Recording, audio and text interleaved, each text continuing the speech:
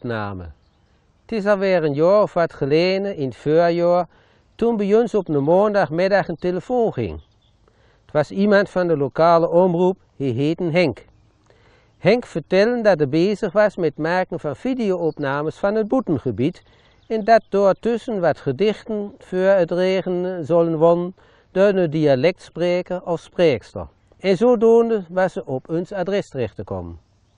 Het gedicht dat ik voor moest lezen, moest over de mullen gaan en of ik er zelf voor kon zorgen. Gelukkig schot me het gedicht De Mullen te binnen van Bernard Stegeman. Uns, daar bent Ine, mijn vrouw dus, en Bonnie, onze zwart-witte Friesens daarbij, die ondertussen alweer jaren dood is. Of die opname een andere avond, dinsdag over de markt kon worden. Dat kon. Mijn Ine en Bonnie zullen zich den avond zo lange opbergen op kantoor. Nou Henk uitgebreid uitgelegd hebben dat vlakbij het verenigingsgebouw wonen, was de afspraak gemaakt. Dinsdagavond, goed 7:15, kwam Henk eraan met zijn apparatuur. Het zag er professioneel uit. Maar onze woonkamer was nog lang geen studio. Volgens Henk was het mooiste als voor het wandmeubel in een gemakkelijke stoel ging zitten. Dat kon wel, maar dan moesten de banken, het turfken en de andere stoelen aan de kanten en ook de schemerlampen moesten naar de andere kanten van de kamer. Maar toen was het licht niet goed. Schemerlampen weer terug en een paar andere schemerlampen aan en ook de andere lampen aan, toen won beter. Klokken stillen er zat, er mochten geen bijgeluiden opkomen en toen kon de opnamen beginnen. Ik was er net met de tweede couplet te gangen. Het hele gedicht heeft 4 coupletten van 6 regeltjes, toen onze buurman de kranten kwam omruilen. Onze kranten zat al in de brievenbussen van de voordeuren. Een buurman zou die metnemen en zien de weer in doen. Dat was wieters niet zo erg, maar hij kleppert dan altijd even met de kleppen van de brievenbussen, zodat wie weet dat de ruil goed gelukt is. Natuurlijk kwam dat geklepper bij op de opnamen en ook onze hond begon te blukken toen hij de brievenbussen hoorde van het kantoor. Ook dat kwam er allemaal op als achtergrondgeluid. Henk zette de opname stil. Er zat niks anders op als weer opnieuw te beginnen. De tijd liep langzaam voordan. Het hele gedicht was er intussen opgekomen en toen het klaar was, werd de opname gecontroleerd. Maar wat was dat? Een stuk van de deur en stukken van de stone schemerlampen was ook op het beeld gekomen en dat kon natuurlijk niet. De opstelling van de camera moest veranderen en dan weer proberen.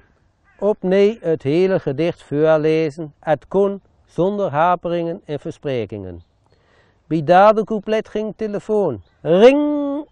Ine nam gauw op kantoor, maar het was al te laat. Het geluid van de telefoon was ook opgenomen. Weer opnieuw beginnen. Daar ging het weer heen. Het voorlezen ging goed en ik was in de veronderstelling dat de opname klaar was. Henk aan het nakijken en waarachtig, er was toch nog een stukje van kabel van de microfoon te zien.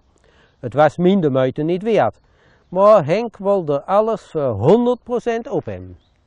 Toen leek het ons beter om even te stoppen en een kopje koffie te drinken.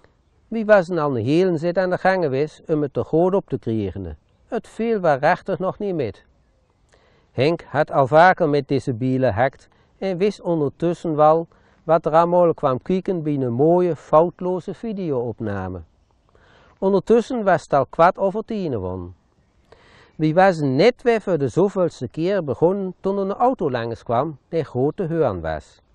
Henk wilde direct weer opnieuw beginnen, toen er weer een langs kwam. Nog een wonder dat dat een hele avond niet eerder gebeurd was. Toen kwam er een naar een andere auto langs en toen schot me te binnen. Er was repetitie van de muziekvereniging geweest in het verenigingsgebouw. Die repetitie was goed 10 uur afgelopen en iedereen ging op huis aan.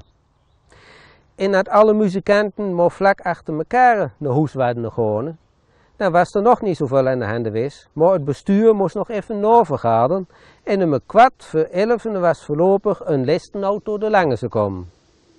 Om 11 uur stond het gedicht van 4 coupletten met 6 regels erop. 2 dagen later belde Henk nog weer. De opname vielen me toch wel een beetje tegen. Of het donderdag overdag nog een keer overdoen kon worden.